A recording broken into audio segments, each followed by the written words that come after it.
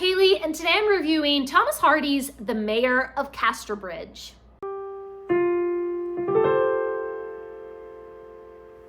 I read this as part of the Booktuber read-along. I've been saying for years that I need to give Thomas Hardy another try.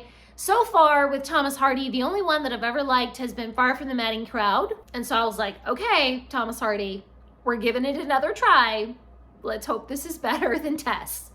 Before we dive into my review, I'm gonna reach back here to our Booktuber shout out book, and we're gonna shout out somebody randomly. Today, oh my gosh, this is perfect. Today's shout out goes to Kate Howe.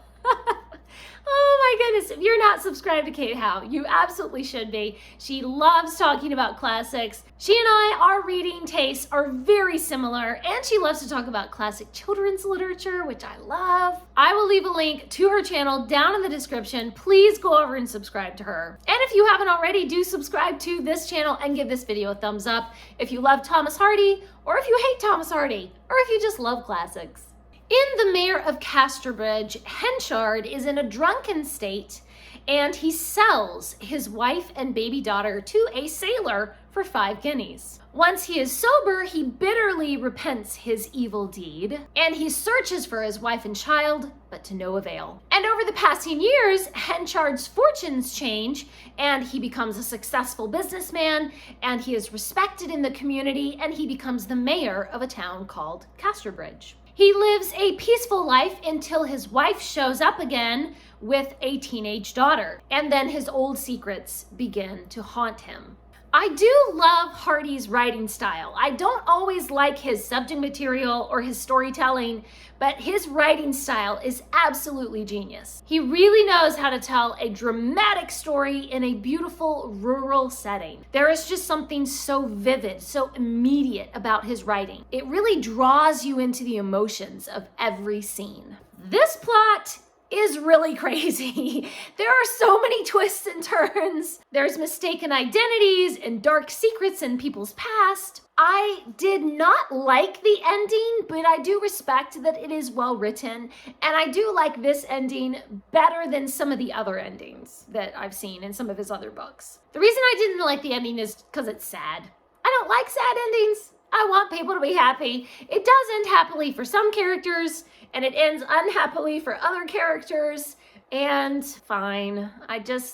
Whatever. One thing I really did love is the setting of Casterbridge and the surrounding countryside. It's almost like the setting is its own character in the story. The whole atmosphere of the town and the suspenseful gloom of the streets is really reflected in Henchard's inner turmoil. And then the fresh air of the fields and the woods outside the town. They bring a brightness, just like Elizabeth Jane brings brightness to everyone who knows her. Elizabeth Jane is the teenage daughter. I should have said that before, sorry. I was sort of confused by Henchard's character. I do not like morally ambiguous characters. I'm a very black and white kind of person, and you're a good person or you're a bad person. And you might be a bad person with 1 or 2 redeeming qualities, or you might be a good person with 1 or 2 vices, okay?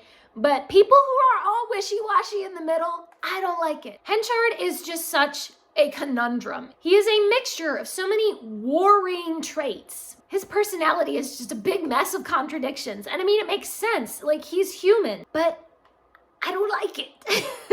He's neither good nor bad. He's somewhere in between.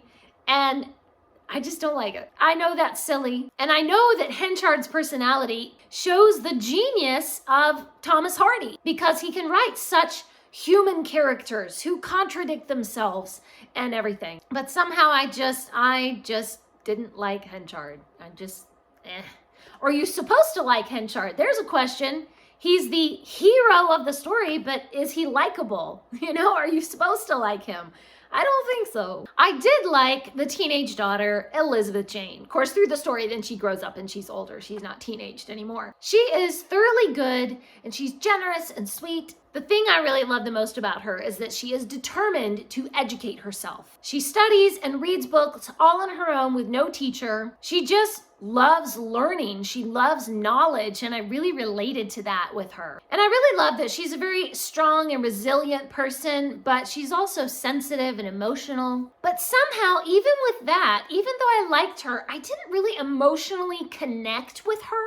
I think that might be because I was listening to an audiobook with this one, and her character's voice, the way that she was narrated, was just not very well done, I think. It was a little monotone or something. And so those emotions in her character were not brought to the forefront, and so I didn't emotionally connect with her. I think that might just be the audiobook, though. Overall, I definitely see the genius of Hardy in this book. It is extremely well written. I was interested to see what would happen to the characters, but I didn't really care what happened to the characters. Like, personally, I just didn't connect. I think I would like to reread this sometime, but actually read it, visually instead of listening to an audiobook. That particular audiobook, I feel like it just kind of ruined my enjoyment. So I think someday in the future, this will be one that I'd like to come back to and see if I enjoy it more. Even so, I ended up giving it 4 stars. Please leave me a comment down below and let me know, what is your favorite book by Thomas Hardy? Or what is a book that you can recognize the genius of it, but you just didn't quite connect with it on a personal level like you wanted to? Thanks for watching. Please subscribe, and remember, the right book in the right hands at the right time can change the world.